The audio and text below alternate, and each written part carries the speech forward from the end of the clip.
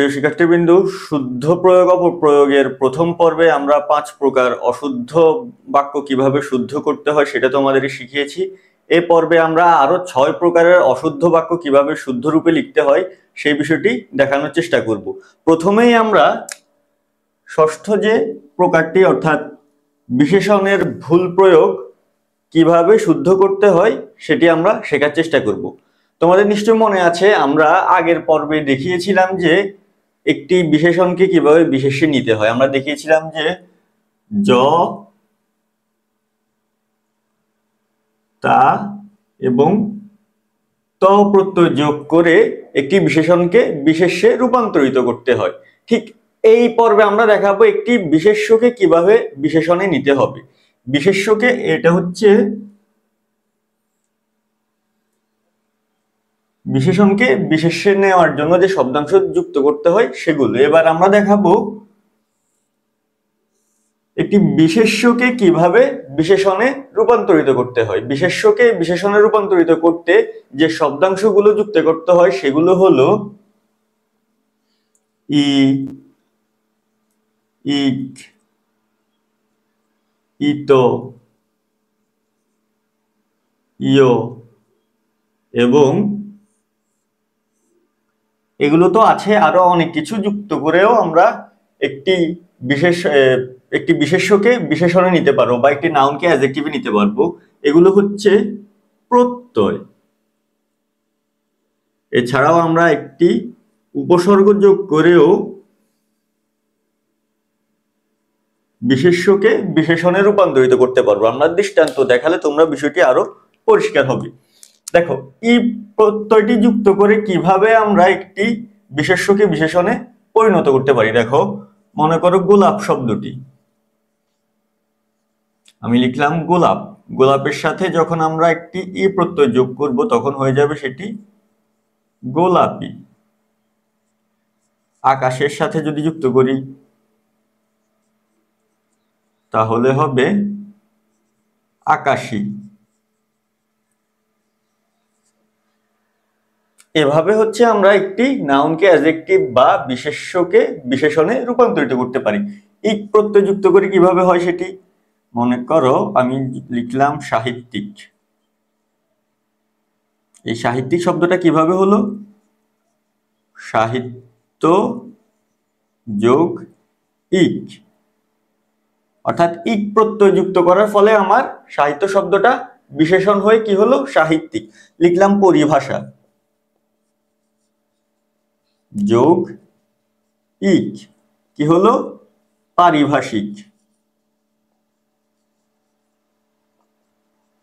লিখলাম চরিত্র যোগ ইক, কি হলো? চারিত্রিক। ইত প্রত্যয় যোগ করে কিভাবে হয়? দেখো, লজ্জা যোগ ইত, কি হলো? লজ্জিত।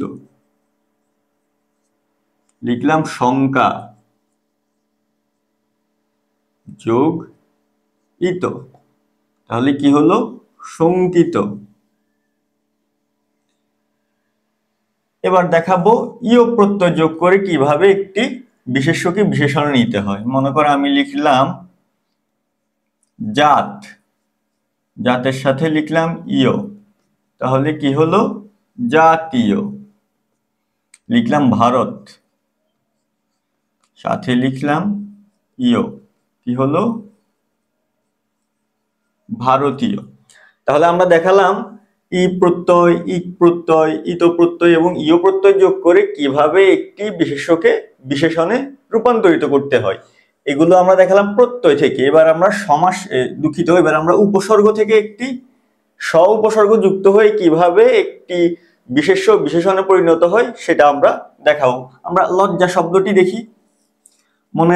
আমরা নিশ্চয়ই জানি যে প্রত্যয় শব্দের পরে বসে আর উপসর্গ শব্দের আগে বসে। যেহেতু স্ব একটি উপসর্গ, এটি শব্দের আগেই বসবে। আমরা লজ্জা শব্দটি দেখি একটু। লজ্জা শব্দের আগে যদি আমি স্ব প্রত্যয়টি যোগ করি তাহলে কি হয়? সলজ্জ। কি হচ্ছে? সলজ্জ। ঠিক একইভাবে এখানে আকারটা লোপ পেয়ে যাবে। সংখ্যা শব্দের ক্ষেত্রে একই বিষয়। সংখ্যা শব্দের আগে যদি আমি স শব্দটি যোগ করি তাহলে হয় সসংখ্য, শেষের আ লোপ পেয়ে যাবে। তাহলে এভাবে কি দেখা গেল, আমরা ই, ইক, ইত, ইয় এবং স উপসর্গ, এগুলো হচ্ছে প্রত্যয় এবং শেষেরটা হচ্ছে উপসর্গ। এই কয়টি প্রত্যয় এবং এই উপসর্গটি যোগ করে একটি বিশেষ্যকে আমরা বিশেষণে রূপান্তরিত করতে পারি। এখন এটা আমি কেন দেখালাম?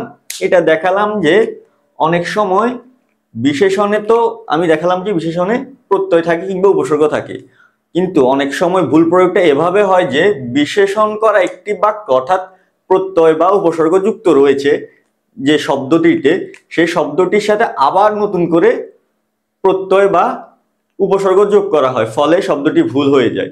আমরা দৃষ্টান্ত দেখালে তোমরা বা উদাহরণ দেখালে তোমরা বিষয়টি আরো ক্লিয়ার হতে পারবে। দেখো আমরা দেখাচ্ছি বিষয়টি।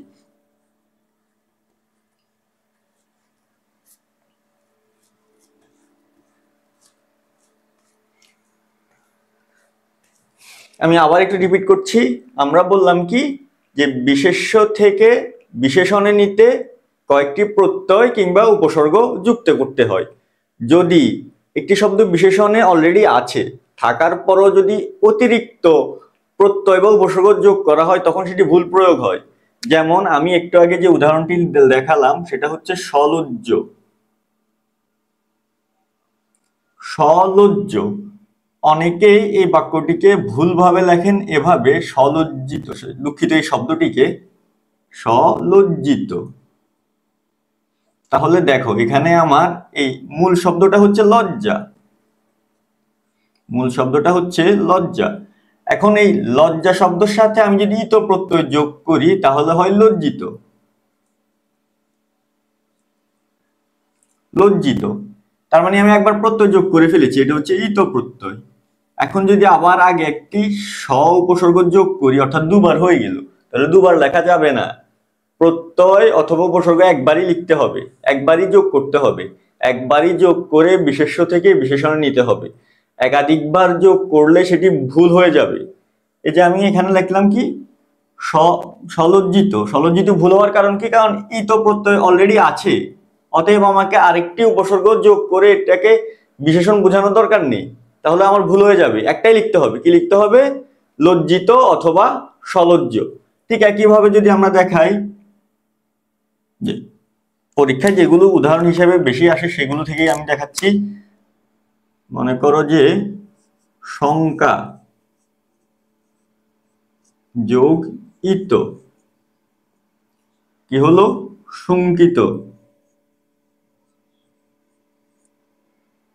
কিন্তু অনেকে সেটাকে দেখে সশঙ্কিত, তাহলে তো ভুল হয়ে গেল। মানে একটা উপসর্গ আগে যোগ করলো, কিন্তু এখানে যে ইত প্রত্যয় রয়েছে সেটি আর অসাবধানতাবশত খেয়াল করা হয়নি, ফলে এটি ভুল হয়ে গেল। যে কোনো একটি লিখতে হবে, হয় লিখতে হবে সশঙ্ক,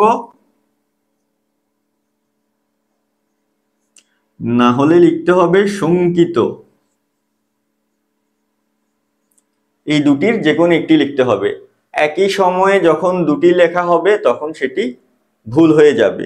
আশা করি তোমরা বুঝতে পেরেছো কিভাবে একটি শব্দকে বিশেষ্য থেকে বিশেষণে নিতে হয় এবং কিভাবে একটি শব্দকে বিশেষ্য থেকে বিশেষণে নিলে শুদ্ধ হবে এবং কিভাবে নিলে ভুল হবে। এবার আমরা উদাহরণে দেখানোর চেষ্টা করব একটি শব্দ বা একটি বাক্য কিভাবে ভুল প্রয়োগ হতে পারে এবং সেটিকে আমরা কিভাবে সঠিকভাবে লিখতে পারি। এই বিশেষণের ভুল প্রয়োগ দুই রকম ভাবে হতে পারে। আমি প্রথমেই যেটা দেখালাম সেটা হচ্ছে পদের ভুল, কিন্তু বিশেষণেরও ভুল হতে পারে। অর্থাৎ কোনো একটি বিশেষ্য বা নাউনকে প্রশংসা করার জন্য সেই নাউনকে আমরা ইংরেজিতে মডিফাই পড়েছি, মডিফাই করার জন্য যখন একটি শব্দ লেখা হয় সে শব্দটি ভুলভাবে যখন লেখা হবে তখনও বিশেষণের ভুল প্রয়োগটি হতে পারে। আসো আমরা দৃষ্টান্তের মাধ্যমে সেটি দেখার চেষ্টা করি। আচ্ছা, এখানে আমরা 5টি বাক্য লিখেছি, এগুলো ভুল প্রয়োগ হয়েছে। আমরা প্রথমেই দেখিয়েছিলাম যে কিভাবে বিশেষ্য থেকে বিশেষণে নিতে হয়। দেখো এই বিশেষণটি এখানে ভুল প্রয়োগ হয়েছে। কি লিখেছে? সলজ্জিত চোখে তিনি তাকালেন। আমরা প্রথমেই দেখিয়েছি যে লজ্জা যোগ ইত লজ্জিত হবে, হয় লজ্জিত লিখতে হবে, না হলে স উপসর্গ যোগ করে কি লিখতে হবে? সলজ্জ। কিন্তু একই সাথে যদি লজ্জিত এবং আগে একটি সউপসর্গ যোগ করে সলজ্জিত লেখা হয় তখন সেটি ভুল হবে। তাহলে লিখতে হবে কি, এটা ভুল, লিখতে হবে সলজ্জ বা লজ্জিত, এই দুটি সঠিক। সলজ্জ চোখে তিনি তাকালেন অথবা লজ্জিত চোখে তিনি তাকালেন। দ্বিতীয় যে বাক্যটি সেটিও প্রায় একই রকম ভুল, যে সশঙ্কিত চিত্তে সে হাঁটতে শুরু করলো। সশঙ্কিত হবে না, এখানে হবে শঙ্কা যোগ ইত, কি হবে শঙ্কিত, অথবা আগে যদি শঙ্কার আগে যদি স উপসর্গ যোগ করা হয় তাহলে হবে সশঙ্ক। তাহলে লিখতে হবে, এটি ভুল, লিখতে হবে সশঙ্ক চিত্তে, অথবা এটা সঠিক, আর শঙ্কিত চিত্তে লিখতে হবে সশঙ্ক চিত্তে সে হাঁটতে শুরু করলো অথবা শঙ্কিত চিত্তে সে হাঁটতে শুরু করলো। তৃতীয় যে বাক্যটি এটিও কাছাকাছি রকমের ভুল, এখানে স উপসর্গ যুক্ত হয়েছে আবারও, সযোগানন্দিত সানন্দিত। তো দেখো, আমি একবার এটিকে আনন্দ, আনন্দ যোগ ইত, আনন্দ যোগ ইত আনন্দিত, অর্থাৎ একবার বিশেষণ করেছি আমি আনন্দিত। এখন আবার যদি স উপসর্গ যোগ করি, স যোগ আনন্দিত, এখানে একটা ইত রয়েছে, এখানে আবার স, আচ্ছা লিখলাম যে সানন্দিত। তাহলে এখানে একটা ইত প্রত্যয়, এখানে একটা স উপসর্গ, দুইটা হয়ে গেল না? দুইটা তো লেখা যাবে না, যে কোনো একটা দিয়ে আমাকে শব্দটিকে বিশেষণে রূপান্তরিত করতে হবে। তাহলে আমাকে লিখতে হবে সানন্দ, সানন্দ মনে সে বাড়ি ফিরলো, বা আনন্দিত মনে সে বাড়ি ফিরলো। কি লিখতে হবে? আনন্দিত মনে সে বাড়ি ফিরলো, আনন্দিত মনে বা সানন্দ মনে, সানন্দ মনে সে বাড়ি ফিরলো। আশা করি এটিও তোমরা বুঝতে পেরেছ। আমরা একটু আগেই বলেছিলাম যে বিশেষণের ভুল প্রয়োগটা দুই রকম ভাবে করতে পারে। প্রথম তিনটি যে উদাহরণ আমরা দেখিয়েছি এটি হচ্ছে বিশেষণ পদের ভুল, পদের প্রয়োগে ভুল, যে সেখানে উপসর্গ কিংবা প্রত্যয় সঠিকভাবে লেখা হয়নি বলে পদটি ভুল হয়েছে। কিন্তু বিশেষণের প্রয়োগও ভুল হতে পারে। কিরকম হতে পারে? মনে করো কোনো একজন বা কোনো একটি ব্যক্তি বস্তু বা প্রতিষ্ঠান সম্পর্কে প্রশংসা করবে, নিন্দা করবে, সেই নিন্দাবাচক প্রশংসাবাচক বিশেষণাত্মক যে শব্দটি, সে শব্দটি ভুলভাবে লেখা হলো। যেমন এই বাক্যটি দেখো, ছেলেটি ভয়ানক মেধাবী। ছেলেটি মেধাবী, তার মেধার প্রশংসার যোগ্য। তো প্রশংসার যোগ্য কোনো কিছুকে আমরা ইতিবাচক শব্দ দিয়ে বিশেষায়িত করব। তাহলে লেখা উচিত ছিল যে ছেলেটি অত্যন্ত মেধাবী বা দুর্দান্ত মেধাবী, কিন্তু লিখলো কি ভয়ানক মেধাবী। যে ভয়ানক শব্দটা একটা নেগেটিভ ওয়ার্ড, নেতিবাচক শব্দ, নেতিবাচক শব্দ দিয়ে তার ইতিবাচক গুণকে বিশেষায়িত করা যাবে না। ফলে এই বাক্যটি বিশেষণের প্রয়োগে ভুল হয়ে গেল। লিখতে হবে ছেলেটি অত্যন্ত মেধাবী, অত্যন্ত মেধাবী বা দুর্দান্ত মেধাবী।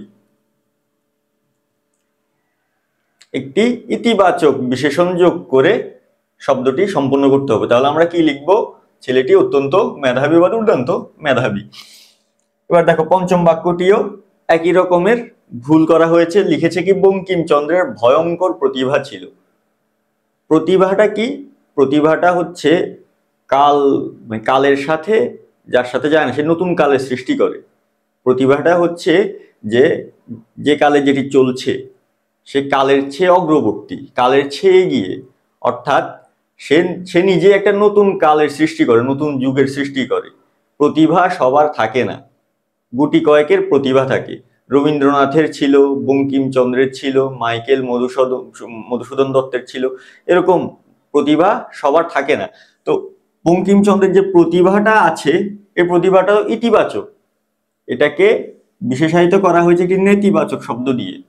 নেতিবাচক শব্দ দিয়ে তো ইতিবাচক বিষয়কে বিশেষায়িত করা যাবে না, করতে হবে ইতিবাচক বা পজিটিভ ওয়ার্ড দিয়ে, তাহলে আমাদের এখানে লিখতে হবে যে বঙ্কিমচন্দ্রের অসাধারণ প্রতিভা ছিল। অসাধারণ মানে সাধারণ মানুষের মধ্যে যেটি দেখা যায় না, অসাধারণ প্রতিভা ছিল, বা লিখতে পারি অনন্য সাধারণ প্রতিভা ছিল। তাহলে আমরা কি লিখবো? এটা বঙ্কিমচন্দ্রের অসাধারণ প্রতিভা ছিল। আশা করছি তোমরা এই 5টি উদাহরণের মাধ্যমে বুঝতে পেরেছো যে বিশেষণ পদের ভুল কিভাবে হতে পারে এবং বিশেষণের প্রয়োগও ভুল কিভাবে হতে পারে। এবার আমরা সর্বনামের ভুল প্রয়োগ কিভাবে হয় সেটি দেখানোর চেষ্টা করব। আসো আমরা সেটি দেখি। সর্বনামের ভুল প্রয়োগ। সর্বনামের ভুল প্রয়োগ দেখানোর আগে আমাদের দেখে নিতে হবে যে সর্বনামটা কি। সর্বনামের ইংরেজি যে নাম সেটি হচ্ছে প্রোনাউন। আশা করি তোমরা বুঝে গেছো এতক্ষণে প্রোনাউন। আমি দুটি বাক্য বলি। আমি বললাম যে করিম বাজারে গেল, সে বাজার থেকে 1 কেজি ইলিশ মাছ কিনে আনলো। দেখো আমি প্রথম বাক্যে কি বলেছি? করিম বাজারে গেল, করিম। আর দ্বিতীয় বাক্যে বলছি সে বাজার থেকে 1 কেজি ইলিশ মাছ কিনে আনলো। প্রথম বাক্যের করিম, দ্বিতীয় বাক্যে সে হয়ে গেল, অর্থাৎ একটি নাউনের পরিবর্তে বিকল্প যে ওয়ার্ডটি, বিকল্প যে শব্দটি আমি ব্যবহার করছি সেটি হচ্ছে প্রোনাউন। তাহলে নাউনের পরিবর্তে যে বিকল্প ওয়ার্ডটি ব্যবহার করা হয়, যে শব্দটি ব্যবহার করা হয় সেটি হচ্ছে প্রোনাউন। এখন প্রোনাউনের ভুল কিভাবে হতে পারে? প্রোনাউনের ভুল হতে পারে যে কোন প্রোনাউনের সাথে কোন ক্রিয়া বসবে, অর্থাৎ কোন প্রোনাউনের সাথে আমরা কোন ক্রিয়াটির ব্যবহার করব সেটি আমরা ভুল করে থাকি। যেমন একটি বাক্য আমি দিই, সেটি হচ্ছে করিম বাজারে গেলেন, সে 1 কেজি ইলিশ মাছ কিনল। দেখো আমি প্রথম বাক্যে কি লিখেছি? যে করিম বাজারে গেলেন, অর্থাৎ সম্মানসূচক একটি ক্রিয়া আমি লিখেছি যে তিনি বাজারে গেলেন। কিন্তু এখানে আবার লিখলাম কি? যে সে 1 কেজি ইলিশ মাছ কিনলো। অর্থাৎ প্রথম বাক্যের যে ক্রিয়া আর দ্বিতীয় বাক্যের যে ক্রিয়া, প্রথম বাক্যের সর্বনামের সাথে ক্রিয়ার যে সম্পর্ক, দ্বিতীয় বাক্যের সর্বনামের সাথে ক্রিয়ার যে সম্পর্ক সেটার সাথে মিল নেই, অসামঞ্জস্য হয়ে পড়েছে। এই কারণে সর্বনামের ভুল প্রয়োগ হতে পারে। সর্বনামের পাশাপাশি আমরা এই প্রকারে আমরা দেখাবো যে কিভাবে পুরুষের ভুলও হতে পারে। পুরুষটা কি? পুরুষকে ইংরেজিতে বলা হয় পারসন। তোমরা জানো first person, second person, third person. বাংলাতে এটাকে 3 ভাবে বলা হয়: উত্তম পুরুষ, মধ্যম পুরুষ আর হচ্ছে নাম পুরুষ। কি কি? উত্তম পুরুষ,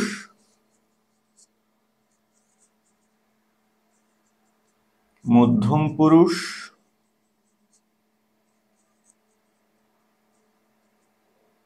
আর হচ্ছে নাম পুরুষ।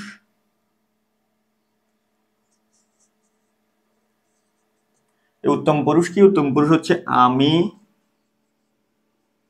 আমরা, মোরা। মধ্যম পুরুষকে তুমি, তোমরা।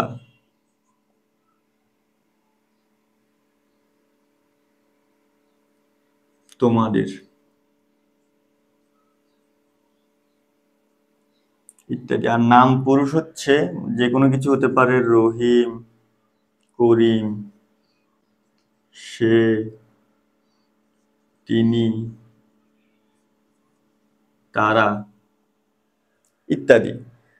তাহলে এই পার্সন বা পুরুষ, এই পুরুষের একটি সিকোয়েন্স রয়েছে বাংলা ব্যাকরণে। সেই সিকোয়েন্সটা মানা হয়। সেই সিকোয়েন্সটা হচ্ছে যখন একটি বাক্যে 3 পুরুষ নিয়ে আলোচনা করা হবে তখন সেটি একটি সিকোয়েন্স মেনটেন করে।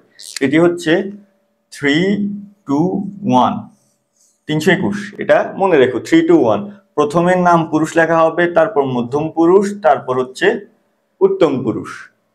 আমরা যখন বাক্যে অপপ্রয়োগকৃত বাক্য দেখাবো এবং অপপ্রয়োগকৃত বাক্যটিকে সঠিক করে দেখাবো, তখন তোমরা সেটি আরো পরিষ্কারভাবে বুঝতে পারবে। আচ্ছা, এখানে আমরা 3টি বাক্য লিখেছি যে সর্বনামের ভুল প্রয়োগ কিভাবে হতে পারে এবং পুরুষের ভুলটা কিভাবে হতে পারে। এর ভেতর তৃতীয় বাক্যটি হচ্ছে পুরুষের ভুল এবং প্রথম দুটি হচ্ছে সর্বনামের ভুল।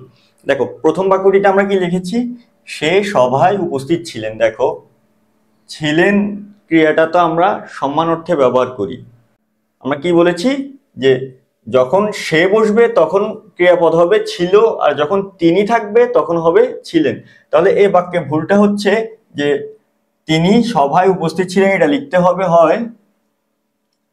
হবে তিনি সভায় উপস্থিত ছিলেন, আর না হয় লিখতে হবে সে সভায় উপস্থিত ছিল। এই দুটোর একটা লিখতে হবে। তিনি দিয়ে যদি লেখো তাহলে লিখতে হবে তিনি সভায় উপস্থিত ছিলেন, আর সে দিয়ে যদি লিখো তাহলে লিখতে হবে সে সভায় উপস্থিত ছিল। এবার আসলে দ্বিতীয় বাক্যটি দেখো, এই কলেজের যে কয়েকজন শিক্ষক আছেন তার মধ্যে রফিক সাহেব শ্রেষ্ঠ। দেখো, তার তো একজনকে বোঝানো হয়, আর এখানে বলছে কয়েকজন শিক্ষক আছেন। কয়েকজন মানে হচ্ছে এখানে প্লুরাল, আর এটা হচ্ছে সিঙ্গুলার। বাক্যটিতে আলোচনা করা হচ্ছে প্লুরাল, অনেকজনকে নিয়ে, কিন্তু এখানে সর্বনাম যে পদটা সেটি লেখা হলো সিঙ্গুলার। এখানে সিঙ্গুলার হবে না, এখানে হবে প্লুরাল। কি লিখতে হবে? তাদের মধ্যে। জাস্ট এটা লিখলে এই বাক্যটা সঠিক হয়ে যাবে। লিখতে হবে যে এই কলেজে যে কয়েকজন শিক্ষক আছেন তাদের মধ্যে রফিক সাহেব শ্রেষ্ঠ। শ্রেষ্ঠ মানে কি? সবার সেরা। তাহলে এই বাক্যটি হবে সঠিক কি? যে এই কলেজে যে কয়েকজন শিক্ষক আছেন তাদের মধ্যে রফিক সাহেব শ্রেষ্ঠ। তাদের মধ্যে রফিক সাহেব শ্রেষ্ঠ। আমি বাক্যটি সঠিক করে দিচ্ছি। লিখতে হবে তাদের মধ্যে, লিখতে হবে তাদের মধ্যে। এবার তৃতীয় যে বাক্যটি আমরা বলেছিলাম, প্রথম দুটি বাক্য হচ্ছে সর্বনামের ভুল প্রয়োগ, আর তৃতীয় বাক্যটি এটি হচ্ছে পুরুষের ভুল প্রয়োগ। অর্থাৎ একই বাক্যে 3 পুরুষই যখন থাকবে তখন সে 3 পুরুষের কোন পুরুষ আগে লেখা হবে, কোন পুরুষের সর্বনামটি পরে লেখা হবে, সেটি নিয়ে অনেক সময় ভুল হয়ে যায়। বাংলা ব্যাকরণে একই বাক্যে যখন 3টি পুরুষ থাকবে তখন সেই 3টি পুরুষ কোন সিকোয়েন্সে লেখা হবে সেটির একটি সূত্র রয়েছে, এটা আমরা শিখিয়ে দিচ্ছি। 3, 2, 1। অর্থাৎ প্রথমে হচ্ছে নাম পুরুষ বা থার্ড পারসন, তারপর হচ্ছে সেকেন্ড পারসন বা হচ্ছে মধ্যম পুরুষ, আর শেষে হচ্ছে ফার্স্ট পারসন বা উত্তম পুরুষ। দেখো, এখানে বাক্যটি লিখেছে কিভাবে, যে তুমি, করিম ও আমি মাঠে যাব। কিন্তু এটা অর্থাৎ লিখেছে এখানে কি 2, 3, 1 এভাবে, কিন্তু আমাকে লিখতে হবে 3, 2, 1 এই সিকোয়েন্সে। তাহলে সঠিকটা হবে কি? করিম, তুমি ও আমি মাঠে যাব। সঠিক উত্তরটা কি হবে? করিম, তুমি ও আমি মাঠে যাব। আশা করি তোমরা এই 3টি অপপ্রয়োগকৃত বাক্যের শুদ্ধ রূপ শেখার মাধ্যমে তোমরা বুঝতে পেরেছো কিভাবে সর্বনামের ভুলগুলো হয় এবং কিভাবে সঠিকভাবে লিখতে হবে, এবং পুরুষ ঘটিত ভুল কিভাবে হতে পারে এবং কিভাবে সেটি সঠিকভাবে লিখতে হবে। এবার আমরা অষ্টম যে প্রকারটি রয়েছে, অর্থাৎ লিঙ্গজনিত ভুল বা পুরুষবাচক বা স্ত্রীবাচক শব্দের ভুল প্রয়োগের কারণে কিভাবে একটি বাক্য ভুল হতে পারে এবং কিভাবে সেটিকে সঠিকভাবে লিখতে হবে সেটি শেখার চেষ্টা করব। দেখো, এখানে আমরা আরো 4টি বাক্য লিখেছি লিঙ্গজনিত ভুল বা পুরুষবাচক স্ত্রীবাচক শব্দের অপপ্রয়োগটা বোঝানোর জন্য। প্রথম যে বাক্যটি লিখেছি সেখানে লিখেছি বেগম রোকেয়া অত্যন্ত বিদ্বান নারী ছিলেন। বাক্যটির পুরোটাই ঠিক, শুধু এই জায়গায় ভুল। বিদ্বান একটি পুরুষবাচক শব্দ, এর স্ত্রীবাচক শব্দটি হচ্ছে বিদুষী। কি? বিদুষী। তাহলে এটা সঠিকটা হবে কি? বেগম রোকেয়া অত্যন্ত বিদুষী নারী ছিলেন। বিদ্যান না, বিদ্যান পুরুষবাচক, বিদ্যান ভুল, নারীদের ক্ষেত্রে হবে বিদুষী, পুরুষদের ক্ষেত্রে বিদ্যান। দ্বিতীয় যে বাক্যটি দেখো, এখানে দুই জায়গায় ভুল হয়েছে, সুকেশিনী ও সুহাসী। মেয়েটি সুকেশিনী ও সুহাসী, সুকেশিনী না, এটা হবে সুকেশা। কেশ মানে চুল, এবং সুন্দর চুলের অধিকারী যে নারী, যে মেয়ে, তাকে সুকেশা বলা হয়। আর সুহাসী না, এটা হবে সুহাসিনী, সুহাসিনী। যে মেয়ের বা যে নারীর হাসি সুন্দর তাকে সুহাসিনী বলা হয়। তাহলে এটি সঠিকটা কি হবে? মেয়েটি সুকেশা ও সুহাসিনী। এটা ভুল, সুকেশিনী ভুল, সুহাসী ভুল। আচ্ছা, তৃতীয় যে বাক্যটা এখানে লিখেছি আমি কি, শ্রাবণী বুদ্ধিমান মেয়ে। এই বুদ্ধিমান শব্দটি পুরুষবাচক শব্দ, বুদ্ধিমান পুরুষবাচক শব্দ। এর নারীবাচক শব্দটি হচ্ছে বা স্ত্রীবাচক শব্দটি হচ্ছে বুদ্ধিমতী, বুদ্ধিমতী। তাহলে এটি সঠিক, এটি ভুল। সঠিকটা হবে কি, শ্রাবণী বুদ্ধিমতী মেয়ে। শেষ যে বাক্যটি সেটি লিখেছি, মারিয়া এ পরিবারের কর্তা। এই কর্তা পুরুষবাচক শব্দ, কর্তা পুরুষবাচক শব্দ, এর স্ত্রীবাচক রূপটা হচ্ছে কর্ত্রী। স্ত্রীবাচক রূপটি কি, কর্ত্রী। তাহলে সঠিক বাক্যটি হবে মারিয়া এ পরিবারের কর্ত্রী, কর্তা না।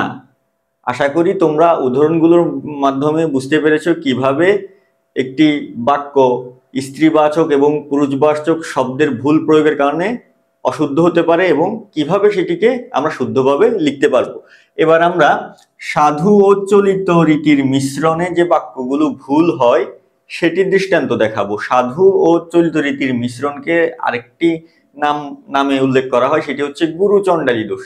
এই গুরুচণ্ডালী দোষ বা সাধু চলিত রীতির যে মিশ্রণ, সেটির কারণে বাক্য কিভাবে ভুল হয় এবং কিভাবে সেটিকে শুদ্ধভাবে লিখতে হবে সেটি এখন আমরা দেখব। এখানে আমরা তিনটি বাক্য লিখেছি সাধু চলিতের মিশ্রণটি বোঝানোর জন্য। তার আগে আমরা একটু দেখে নিই যে সাধু ও চলিতের তফাৎটা কোথায়। সাধু ও চলিত রীতির তফাৎ মূলত তিনটি জায়গায়, প্রধানত হচ্ছে দুটি জায়গায়, সেটা ক্রিয়া এবং সর্বনামী। ক্রিয়া এবং সর্বনামী। মনে করো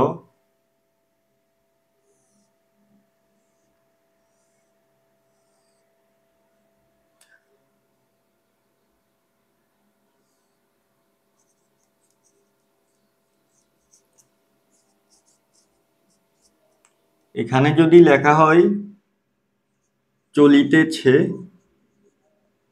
এখানে লিখতে হবে চলছে। গিয়াছে, এখানে হবে গিয়েছে। অর্থাৎ সাধুরীতির ক্রিয়াপদের বড় রূপটা চলিত রীতিতে ছোট হয়ে যাচ্ছে। একই রকম ভাবে সর্বনামও, অর্থাৎ প্রিপোজিশন, দুঃখিত, প্রোনাউন গুলো বড় থেকে ছোট হয়ে যাচ্ছে। এখানে তাহারা চলিত রীতিতে হবে তারা, এখানে তাহারা চলিত রীতিতে হবে তারা। তোমাদিগকে, এখানে হবে তোমাদেরকে। অর্থাৎ চেঞ্জ হয়ে যাচ্ছে। সাধু রীতিতে ক্রিয়াপদ এবং সর্বনাম পদ বড়, চলিত রীতিতে সেটি ছোট হয়।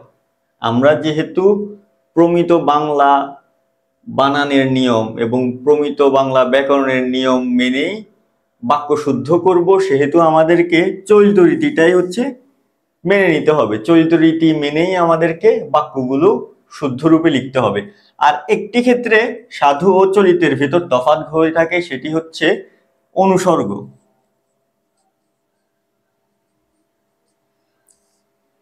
মনে করো এখানে যে বাক্যটি আমরা সেটি লিখে দেব। এখানে লেখা হলো কি শহীদ, এটা সাধুতে শহীদ, চলিততে হচ্ছে সঙ্গে। এভাবে অনুসর্গেরও পরিবর্তন ঘটতে পারে। সাধু থেকে যখন চলিতে রূপান্তরিত হবে তখন অনুসর্গেরও পরিবর্তন ঘটতে পারে। তাহলে আমরা দেখালাম যে সাধু এবং চলিত রীতির পার্থক্য হচ্ছে প্রধানত দু জায়গায়। কি কি? সেটি হচ্ছে ক্রিয়াপদ এবং সর্বনামে। এছাড়াও অনুসর্গেও সাধু এবং চলিত রীতির তফাৎটা হয়ে থাকে। এখন আমরা বাক্যগুলো কিভাবে ভুল হয়েছে সেটি দেখার চেষ্টা করব। দেখো এখানে লিখেছে কি, তাহারা বাড়ি গিয়েছে। ক্রিয়াটা দেখো, ক্রিয়াটা লেখা হয়েছে গিয়েছে, গিয়েছে লেখা হয় নাই। তার মানে হচ্ছে এখানে তাহারা লেখা যাবে না। গিয়েছে ক্রিয়াটা হচ্ছে চলিত রীতির ক্রিয়া, তার মানে আমাকে এই বাক্যটা চলিত রীতিতেই শুদ্ধভাবে লিখতে হবে। লিখতে হবে তারা বাড়ি গিয়েছে, তারা বাড়ি গিয়েছে, তাহারা না, তারা, তারা বাড়ি গিয়েছে, লিখতে হবে তারা বাড়ি গিয়েছে। দ্বিতীয় যে বাক্যটি, তোমার সহিত আমার কোনো কথা নেই, অর্থাৎ অভিমান করে এই কথাটা বলা যে তোমার সাথে আমার কোনো কথা নাই, তোমার সঙ্গে আমার কোনো কথা নেই। কিন্তু এই জায়গায় ভুলটা হলো, অনুসর্গটা যে অনুসর্গটা ব্যবহার করা হলো সেটি সাধু রীতির অনুসর্গ, কিন্তু পুরো বাক্যটি আমার চলিত রীতিতে। তোমার আমার কোনো কথা নাই, নেই, নাইও ব্যবহার করা হয়নি, নেই ব্যবহার করা হয়েছে। তোমার সাথে, তোমার সহিত আমার কোনো কথা নেই, শুধু এই জায়গায় সাধু একটা শব্দ অনুসর্গ ব্যবহার করার ফলে বাক্যটি সাধু চরিত্র মিশ্রণ হয়ে গেল। তাহলে এটিকে সঠিকভাবে লিখতে হবে এভাবে যে তোমার সঙ্গে আমার কোনো কথা নেই, তোমার সঙ্গে, তোমার সঙ্গে আমার কোনো কথা নেই। আমরা এটা মুছেই ফেলি, নতুন করে লিখি।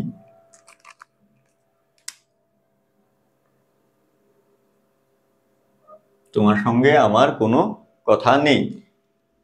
তৃতীয় যে বাক্যটা, লোকজন দেখে সন্ত্রাসীরা চলিয়া গেল, এখানে ক্রিয়াপদে ভুলটা হয়েছে। ক্রিয়াপদ সাধু রীতিতে লেখা হয়েছে, পুরো বাক্যটা চলিত রীতিতে আছে, কিন্তু ক্রিয়াপদটা লেখা হয়েছে সাধু রীতিতে। তাহলে এখানে লিখতে হবে চলে গেল। লোকজন দেখে সন্ত্রাসীরা চলে গেল, এটা ভুল, চলিয়া গেল ভুল, লিখতে হবে চলে গেল। তাহলে এই বাক্যটাও আমরা সঠিক রূপটা শিখে গেলাম। এবার আমরা সাহিত্যকর্মের নাম এবং সাহিত্যিকের নামের বানানে ভুলের জন্য কিভাবে একটি বাক্য ভুল হতে পারে বা অশুদ্ধ হতে পারে এবং কিভাবে সেটিকে শুদ্ধ করতে হবে সেটি শেখার চেষ্টা করব। আসো আমরা দেখি। আমি একটি বাক্য লিখলাম, মনে করো যে কাজী নজরুল ইসলাম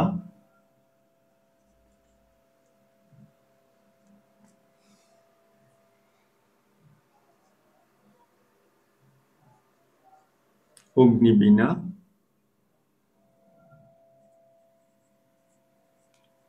কাব্যটি লিখেছেন। এখানে কাজী নজরুল ইসলাম সবই বানান ঠিক আছে, কিন্তু অগ্নিবীণা বানানটা ভুল হয়ে গেল। অগ্নিবীণা তার প্রথম কাব্যগ্রন্থ, এই অগ্নিবীণার সঠিকটা হবে অগ্নি বীণা, মূর্ধন্য ন, আর মাঝে একটা হাইফেন আছে, অগ্নি বীণা। বুঝতে পেরেছো তো কিভাবে ভুল হতে পারে? সাহিত্যকর্মের নামে ভুল হতে পারে, সাহিত্যিকের নামে ভুল হতে পারে। মনে করো দ্বিতীয় একটি বাক্য লিখি আমরা, লিখলাম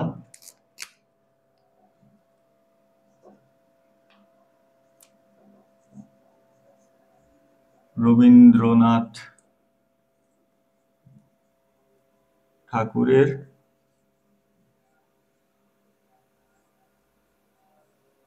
গীতাঞ্জলি পড়েছো?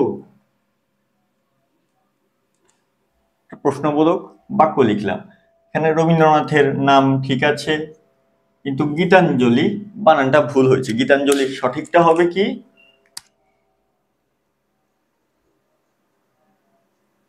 গীতাঞ্জলি, গীত যোগ অঞ্জলি, মানে গীতের অঞ্জলি সমর্পণ, সেটি হচ্ছে গীতাঞ্জলি। তাহলে বুঝতে পেরেছো তো কিভাবে হচ্ছে সাহিত্যকর্মের নামে ভুল হতে পারে এবং সাহিত্যিকের নামও ভুল হতে পারে। মনে করো রবীন্দ্রনাথের নাম দিয়ে আমরা ধরি, লিখলো কি রবি ঠাকুর। রবি ঠাকুরটা ভুল। দেখো রবীন্দ্রনাথ শব্দটা কিভাবে গঠিত হয়েছে, রবি যোগ ইন্দ্র। সন্ধির নিয়মে রস্যই কিংবা দীর্ঘইর পর রস্যই কিংবা দীর্ঘই থাকলে দুটোই মিলে দীর্ঘই হয়। তাহলে রবি রস্যই আর ইন্দ্র রস্যই দুটো মিলে হলে দীর্ঘই, হয়ে গেল রবীন্দ্র। এই যে রবীন্দ্র, রবীন্দ্রনাথ। কিন্তু যখন রবি ঠাকুর লিখবে তখন তো আর পরে অন্য কিছু যুক্ত হচ্ছে না, পরে তো কোনো স্বর যুক্ত হচ্ছে না, ফলে রবি ঠাকুর এভাবেও লেখা যায়। রবি ঠাকুর এভাবে লিখতে হবে, দীর্ঘই দেওয়া যাবে না। তাহলে যদি রবি ঠাকুর দীর্ঘই দিয়ে লেখো রবি ঠাকুর, তাহলে ভুল হবে, লিখতে হবে এভাবে। পাশাপাশি আরো কয়েকজন সাহিত্যিকের নামেও তোমরা ভুল করতে পারো, আমরা সেটি একটু দেখানোর চেষ্টা করি। দেখো, জীবনানন্দ দাশ নাকি দাস, বলতো কোনটা? এটা সঠিকটা হচ্ছে দাস, এটা না। তারপর শামসুর রহমান,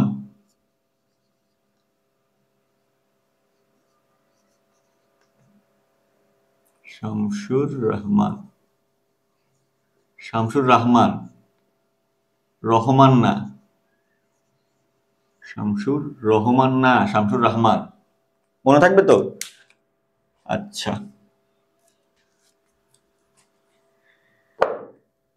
এবার আমরা আরেকটি নাম দেখাই, কালিদাস নাকি কালিদাস। সঠিকটা হচ্ছে কালিদাস, দ্বিতীয়টা, এটা হবে না, কালিদাস হবে না। কি হবে? এই কালিদাস হ্রস্বইকার দিয়ে হচ্ছে নামটা লিখতে হবে। তারপরে বাল্মীকি, বাল্মীকি, এটা অনেকে বাল্মীকি লেখে এভাবে, এটা হবে না, বাল্মীকি এভাবেই হবে। তারপরে কৃত্তিবাস, এটা সঠিক, রামায়ণ লিখেছেন যিনি, বাংলায় রামায়ণ লিখেছেন কৃত্তিবাস, এটা অনেকে এভাবে লেখে কৃত্তিবাস, এটা ভুল, কিভাবে লিখতে হবে? কৃত্তিবাস। আশা করি তোমরা বুঝতে পেরেছো যে কিভাবে সাহিত্যকর্মের নামে ভুল হতে পারে, কিভাবে সাহিত্যিকের নামে ভুল হতে পারে। খুব সচেতনভাবে সাহিত্যকর্ম এবং সাহিত্যিকের নাম লিখতে হবে, এই জায়গা খুবই সেন্সিটিভ, কোনোভাবে ভুল করা যাবে না। এবার আমরা পরবর্তী যে আমাদের শেষ প্রকার, অর্থাৎ বহুল প্রচলিত তবে ভুল, এই প্রকারের বাক্যের উদাহরণ দেখানোর চেষ্টা করব। কয়েকটি শব্দ নিয়ে আমরা আলোচনা করব যে কি কারণে এগুলো ভুল হয়েছে এবং কিভাবে লিখলে এগুলো সঠিক হতে পারত। আসো আমরা সেটি দেখি। আচ্ছা, বহুল প্রচলিত তবে ভুল, এরকম আমরা এখানে 8 প্রকার উদাহরণ লিখেছি। দেখো, প্রথমে যে শব্দটি লিখেছি সেটি হচ্ছে নৌকা, বাইচ। এই বাইচ একটি ফার্সি শব্দ, বাইচ শব্দের অর্থ হচ্ছে প্রতিযোগিতা। তাহলে নৌকা বাইচ মানে কি? নৌকা বাইচ মানে হচ্ছে নৌকা প্রতিযোগিতা, কিন্তু আমরা অসংখ্যবার এটা প্রয়োগ করি যে নৌকা বাইচ প্রতিযোগিতা। কি লিখি? নৌকা বাইচ প্রতিযোগিতা। তাহলে বাইচ শব্দের অর্থ একবার হচ্ছে প্রতিযোগিতা, আবার যখন প্রতিযোগিতা লিখি তাহলে কি হয়ে গেল? দ্বিত্ব হয়ে গেল। দ্বিত্ব হওয়া মানে কি? ভুল প্রয়োগ। তাহলে এটা সঠিকটা কি হবে? হয় লিখতে হবে নৌকা প্রতিযোগিতা, না হলে লিখতে হবে নৌকা বাইচ। দুটার একটা লিখতে হবে, নৌকা বাইচ অথবা নৌকা প্রতিযোগিতা। নৌকা বাইচ লেখাটাই সবচেয়ে বেশি প্রচলিত, কিন্তু নৌকা বাইচের পর আবার প্রতিযোগিতা শব্দটি লিখতে হবে না, তাহলে ভুল হবে। লিখতে হবে নৌকা বাইচ অথবা নৌকা প্রতিযোগিতা। নৌকা বাইচটাই আমরা বেশি জানি, তাহলে এটি সঠিকটা হবে নৌকা বাইচ, নৌকা বাইচ প্রতিযোগিতা না। নৌকা বাইচ প্রতিযোগিতা, প্রতিযোগিতা, এটি ভুল। দেখো, সম্প্রচার এবং প্রচার এই দুটি শব্দের তফাৎ কোথায়? সম্প্রচার মানে কি? সম্প্রচার মানে হচ্ছে যখন একই জিনিস বা একই ভিডিও, একই বিষয় যখন সব জায়গায় একসাথে একযোগে দেখানো হয় তখন সেটাকে বলা হয় সম্প্রচার। লাইভ টেলিকাস্টের মতো, যে একযোগে যখন সব জায়গায় দেখানো হয় তখন সেটাকে বলা হয় সম্প্রচার। আর যখন ভিন্ন ভিন্ন সময়ে আলাদা আলাদা টাইমে যখন দেখানো হয় তখন সেটি প্রচার। কিন্তু একই সাথে একযোগে সব সব জায়গায় যখন দেখানো হবে তখন সেটি হবে সম্প্রচার। আশা করি প্রচার এবং সম্প্রচারের তফাৎটুকু তোমরা ধরতে পারবে। সংবাদ সম্মেলন, এখানে ভুলটা কোথায়? সংবাদ তো নিজে সম্মেলন করার সুযোগ নেই, সংবাদের সে সাধ্য নেই। সম্মেলনটা করে কারা? সাংবাদিকরা। তাহলে সঠিকটা হবে কি? সাংবাদিক সম্মেলন, সংবাদ সম্মেলন না। কি হবে? সাংবাদিক সম্মেলন, সাংবাদিক সম্মেলন, সাংবাদিক সম্মেলন।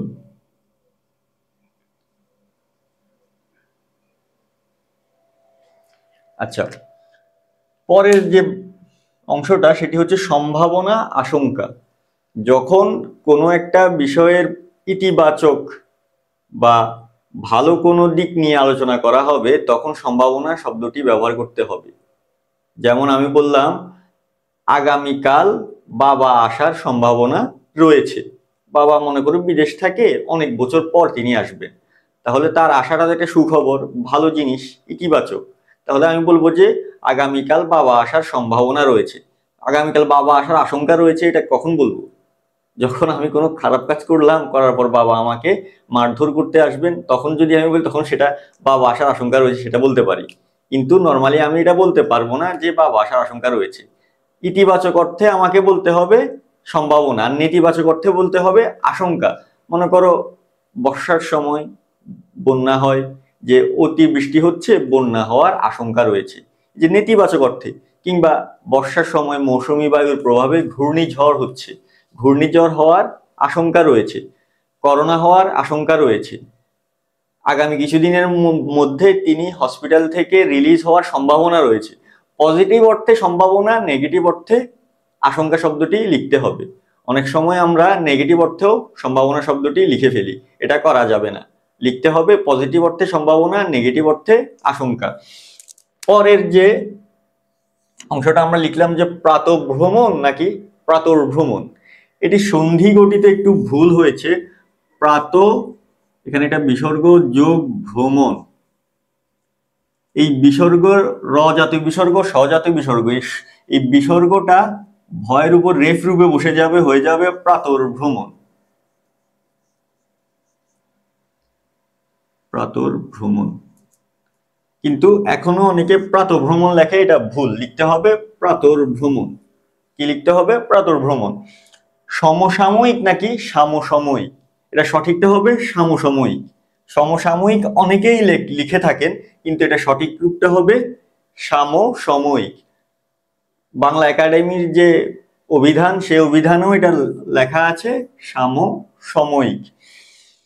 এবার দিবারাত্রি নাকি দিবারাত্র, অসংখ্য প্রয়োগ থাকে এটার, যে দিবারাত্রির কাব্য নামে মানিক বন্দ্যোপাধ্যায়েরও একটি উপন্যাস রয়েছে দিবারাত্রির কাব্য, কিন্তু সেটি ভুল প্রয়োগ, মানে বহুল প্রচলিত হলেও এটি ভুল। এটা সঠিকটা হচ্ছে দিবারাত্র, সঠিকটা হচ্ছে কি দিবারাত্র। এবার দেখো পাশবিক নাকি পাশব, পাশবিক মানে কি হচ্ছে পশুর মতো। আর মানবিক বলি না, যে মানুষের ভেতর যে গুণাবলী থাকলে সে মানুষ হয়ে ওঠে সেটাকে বলে মানবিক। আর পশুর ভিতর যে জান্ত গুণাবলী থাকলে সে জন্তু বা পশু হয়ে ওঠে সেটাকেই বলে হচ্ছে পাশবিক। কিন্তু এর সঠিক রূপটা পাশবিক নেই, এটা হবে পাশব। এটা হবে কি? পাশব। এটা অনেকেই ভুল করে থাকে। আশা করি আমরা এই 8 প্রকারের বহুল প্রচলিত তবে ভুল প্রয়োগগুলোর সঠিকটা আমরা লিখতে পারবো। পুরো ক্লাসে আমরা পুরো ক্লাসকে আমরা 2 পর্বে ভাগ করেছি। 2 পর্বের প্রথম পর্বে আমরা 5 প্রকারের ভুল দেখিয়েছি, কিভাবে একটি বাক্য বা একটি শব্দ ভুল হতে পারে, এবং দ্বিতীয় পর্বে আমরা আরো 6 প্রকারের ভুল দেখানোর চেষ্টা করেছি, এগুলো কিভাবে সঠিকভাবে লিখতে হবে সেটিও আমরা দেখিয়েছি। আশা করি এই 11 প্রকারের বাক্যের অশুদ্ধ প্রয়োগগুলোকে কিভাবে শুদ্ধ করতে হয় সেটি তোমরা বেশ ভালোভাবে রপ্ত করতে পারবে, পরীক্ষায় তোমরা ভালো করতে পারবে, পরীক্ষায় তোমরা উপকৃত হবে। তোমাদের সবাইকে আবারও শুভেচ্ছা জানিয়ে শেষ করছি আমাদের আজকের ক্লাস। ভালো থাকো, সুস্থ থাকো, আল্লাহ হাফেজ।